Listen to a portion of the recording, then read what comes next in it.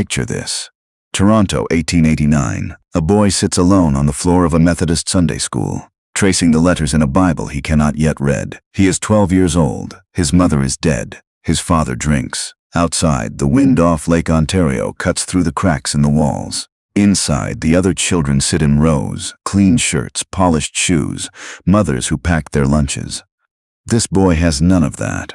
What he has is a question that has been eating at him since the morning they lowered his mother into the frozen ground. He asked the minister then, "Is she with God?" And the minister gave him the kind of answer adults give children when they don't want to admit they're afraid too. Vague, polished, empty. The boy made a decision that day in the Sunday school. He would find out for himself, or he would die trying. His name was Sundar Singh. And before he was done, he would walk barefoot into the most dangerous places on earth, endure things that should have killed him a dozen times over, and become the most recognized Christian face in Asia, a man so respected that the Archbishop of Canterbury called him the greatest missionary of the 20th century, and so mysterious that nobody knows where or how he died. But how does a boy from the Punjab, from a family of Sikh landlords who called Christians the lowest of the low, become the man the world could not ignore? How does someone who burned a Bible in his courtyard become the man who carried one across the Himalayas in the snow? And what did it cost him to get there? This is his story. Every miracle, every prison cell, every mountain he should never have survived. Sundar Singh, the man they called the Apostle with the bleeding feet. Patiala, Punjab, 1889. The Singh household was not poor. That matters because what happened next cannot be explained by desperation. Sundar's father, Sher Singh, was a prosperous landowner, a man of standing in the Sikh community. The family had servants, they had influence, and they had plans for Sundar, the youngest son, the favorite. His mother, Sher Kaur, was the center of his world. Every evening she sat with him and read from the Sikh scriptures, the Granth Sahib, and sometimes from the Hindu texts, the Ramayana. She believed, quietly and without performance, that God was real and that God was close. She taught Sundar to pray before she taught him anything else. She told him once that if he ever truly sought God, God would find him first. She died of cholera when Sundar was 14. After the funeral, his father sat him down and said what fathers say. Life goes on. You will be all right. But Sundar was not all right. He went looking for something to fill the hole she left, the way a person presses their tongue against a missing tooth. He tried Hinduism. He sat with a sadhu, a holy man, who taught him meditation, who said the self was an illusion and that peace came from releasing desire. Sundar sat in silence for hours. He felt nothing. He tried the Granth Sahib again, reading it alone without his mother's voice. He felt nothing.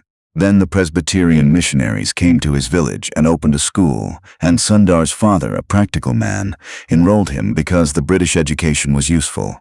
The Christians were a nuisance, but their schools were good. Sundar hated them. Not the subjects, the religion. He had grown up hearing that Christians were low caste, that their faith was foreign, an import, a betrayal of everything India was. He sat in the missionary classroom and felt the slow burn of contempt every time the teacher opened a Bible. He did not just disagree, he organized. He stood outside the school gates and tore pages from the New Testament and handed them to other students, showing them how little respect he had for this book. He convinced other boys to throw their Christian textbooks into the road. Once, he tore a full Bible apart in the courtyard of his home and burned it, page by page, while his father watched in silence. He was 15 years old. 3 days later, he woke up at 3 in the morning and could not go back to sleep. He had been planning, in the coldest and most deliberate way a 15-year-old can plan, to walk in front of the morning train, the one that came through at 5. He had decided that if God was real and was not going to show himself, then there was no point. His mother was gone. The Granth Sahib was silent. The Hindu sadhu was silent. The Christians were wrong. Everything was silence.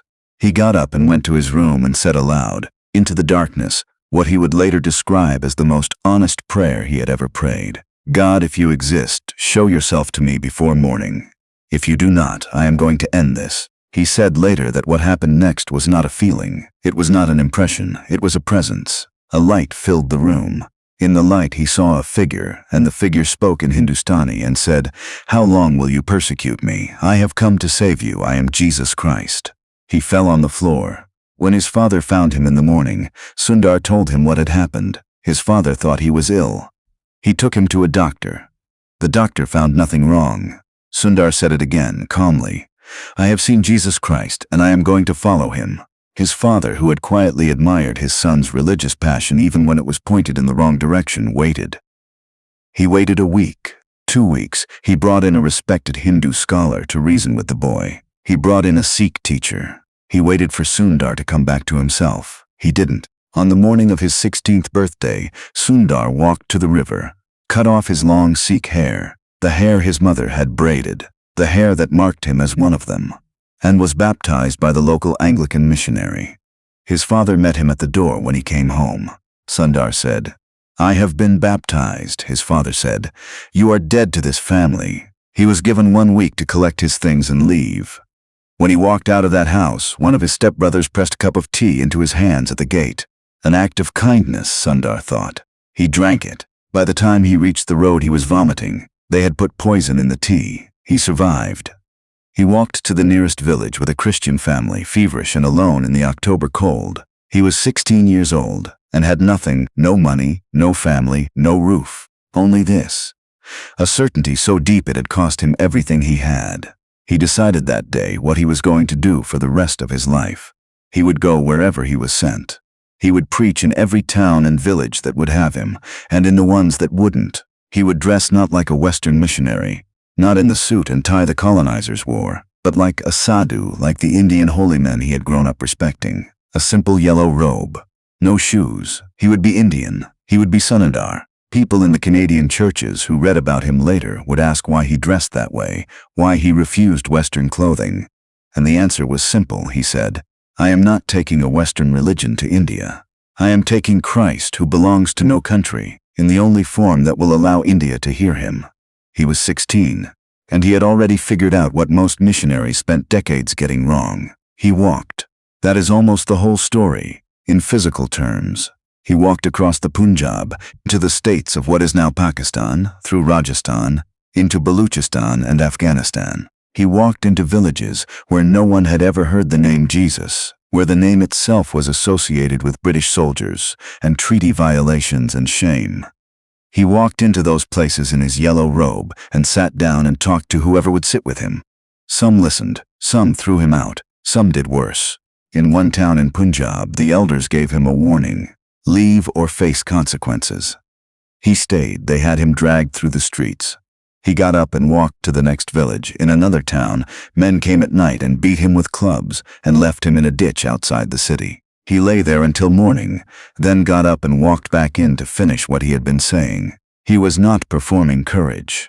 He was not doing this for admiration. When people asked him years later how he survived those early years, the sickness, the violence, the winters with no shelter, he said something so simple it sounds almost irritating, unless you've sat with it long enough. He said, I have found the pearl. When you have found the pearl, you don't need anything else. But it was Tibet that would define him. Tibet in the early 20th century was, by any reasonable measure, closed. The Lamas, the Buddhist priests who governed spiritual and civil life, had made Christianity illegal. A foreigner who entered to preach could be expelled. A Tibetan who converted could be killed. And the physical terrain was a weapon all its own. The passes over the Himalayas that separated India from Tibet sat at altitudes of 14, 15, 16,000 feet. Crossing them required weeks of travel in conditions that killed experienced travelers every year. Sundar crossed them barefoot. He crossed them every year from about 1908 onward. The missionaries in the plains urged him not to go. The British officials who tracked such things told him he was asking to die. He smiled and said that Tibet needed to hear, and that if God wanted him to come back, he would. He always came back, until the year he didn't. On one of those early trips, he was caught by the Tibetan authorities in the town of Raza. He had been preaching openly, which was forbidden. He was brought before the Lama and given a choice: renounce this teaching, or face punishment. Sundar said quietly and without dramatics that he could not renounce what he knew to be true. The Lama sentenced him to be thrown into a dry well, a pit used for exactly this kind of disposal. The lid, a heavy iron cover, was locked over him. At the bottom of the well in the dark, with the smell of what had been deposited there before him, Sundar prayed, not for rescue.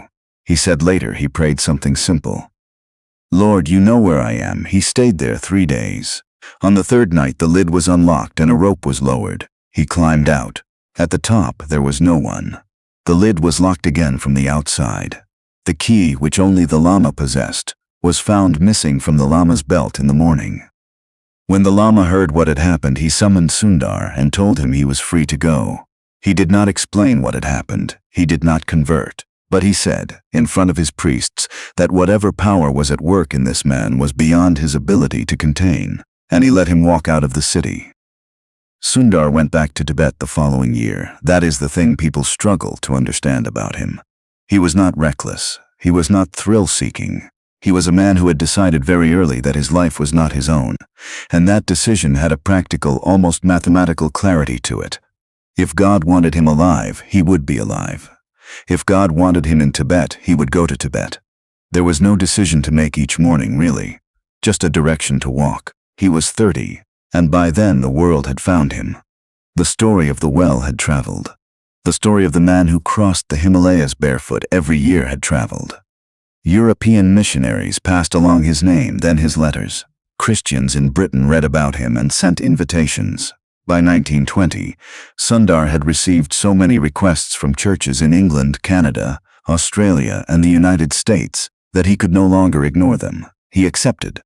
And what happened when he stepped off the ship was something nobody had fully prepared for. He arrived in England in 1920 and was met by crowds at the dock. He was taken to speak at churches that seated 1,000, 2,000 people, and every seat was full and people stood outside in the rain. He spoke in Hindustani and was translated. It didn't matter. What struck the audiences, person after person said later, was not his words. It was him, the man himself. There was something in his eyes that people could not name and could not forget. A bishop who met him during that tour said afterward that in 40 years of ministry he had never met a man who so completely gave the impression of someone who had actually seen the person they were talking about. Not faith as belief, faith as encounter. He came to Canada too. He spoke in Toronto and Montreal and Vancouver. Canadian newspapers, which generally treated foreign Christian speakers with polite reserve, gave him front-page coverage. The Globe in Toronto ran a profile that called him a man entirely unlike any other visitor these shores have received. Churches across the country reported something unusual in the services where Sundar spoke. Not manufactured emotion, but a stillness, a quality of attention that people said they had not felt before. He stayed 8 months on that first tour. He was asked to stay longer. He said no, Tibet was waiting. He crossed the ocean again and walked back to the mountains. He did this 3 times, 3 tours, 3 homecomings to the Himalayas, 3 years of the world wanting more of him than he was willing to give it. He told a friend in Simla once that the thing that exhausted him most about the West was not the schedules or the crowds. It was the questions. Everyone wanted him to explain what he had seen in the well, to describe the vision of Christ in the room, to systematize his faith into propositions they could write down and debate. He said, I cannot explain the sun by staring at it. I can only tell you it is there, and it gives light, and it is warm, and that is enough. He was not interested in theology as argument. He was interested in God as presence. That distinction was the quiet engine of everything he did. In 1929, he told the Christian community in Sabathu, his home base in the hills, that he intended to make one more journey into Tibet. He was 42 years old. The Himalayas had taken a toll that was written in his face by then. Years of exposure, of cold, of bad food, and worse water.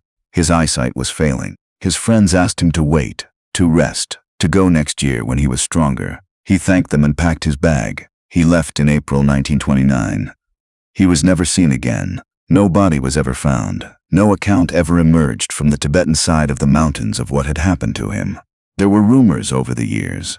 A Tibetan merchant who claimed to have seen a yellow-robed man collapse near a mountain pass. A story from a village about a Sikh sadhu who died in someone's barn and whose identity was never confirmed. Nothing solid, nothing final. Just the mountains and the silence and a man who had walked into them one last time and did not walk back out. The community in Sabathu waited weeks, then months, then knew. When word reached the churches in England and Canada and Australia, the response was not what grief usually looks like. There was grief, yes, but underneath it was something closer to recognition. Of course, people said. Of course that is how it ended. He had been walking toward those mountains his whole life. He had told everyone who asked that he did not expect to die in a comfortable bed. He had said, more than once, that the best death he could imagine was the one that came while he was still walking towards someone who had not yet heard. He got exactly the death he had asked for, in exactly the place he had chosen. His books. He had written several, collections of his parables and spiritual reflections, had been translated into more than 40 languages by the time he disappeared. The Foursquare movement in Canada had used his writings in their training. A generation of missionaries in Asia had been shaped by his philosophy of incarnational witness, of going into a culture and becoming part of it, rather than transplanting a foreign form. Theological colleges in Toronto and Montreal assigned his work, all of it built by a man who owned nothing, held no credentials, received no salary, and died alone in the snow. Here is what has stayed. The Sikh community he came from did not reject his memory the way they rejected his conversion. There is something in Sikhism that recognizes a man who prays with his whole life, and Sundar prayed with his whole life, and they knew it. In Patiala, the town where he was born, the family property still stands. People there still know his name. In Tibet, the very country that imprisoned him and tried to erase him, there are now, quietly, carefully, in the way Christians in closed countries always exist, communities of believers who can trace their origin to the men and women Sundar reached on those early barefoot journeys over the passes. Nobody broadcasts this. Nobody puts up a sign. But it is there. In Canada, the churches where he spoke in 1920 are mostly gone, replaced by other buildings, other congregations. But the letters he sent to Canadian friends during those years are still in archives at the University of Toronto, still being read by scholars who are trying to understand how a man with no institutional backing, no denomination, no budget, managed to become the most widely discussed missionary of his century. The answer is the same one he kept giving, the one nobody could quite metabolize. He said, "I have not built anything. I have only followed. When you only follow, you don't have to carry anything. And when you don't have to carry anything, you can go anywhere." He went everywhere. He was dragged through streets and thrown in wells and had poison pressed into his hands by people who had once loved him. He crossed the Himalayas barefoot in the snow more times than anyone thought possible. He stood in churches in Toronto in his yellow robe and said things so simple and so direct that grown men wept without understanding why. He never stopped. He never built an institution or a denomination or a radio station or a following he tried to control. He just walked toward whoever had not yet heard, and trusted that if God was real enough to appear in a dark room to a furious, grieving 15-year-old boy in the Punjab, then God was real enough to hold up a barefoot sadhu in the Himalayas for as long as the work required. The work required 42 years, maybe more. We don't know how long he walked after the mountains took him. What we know is this.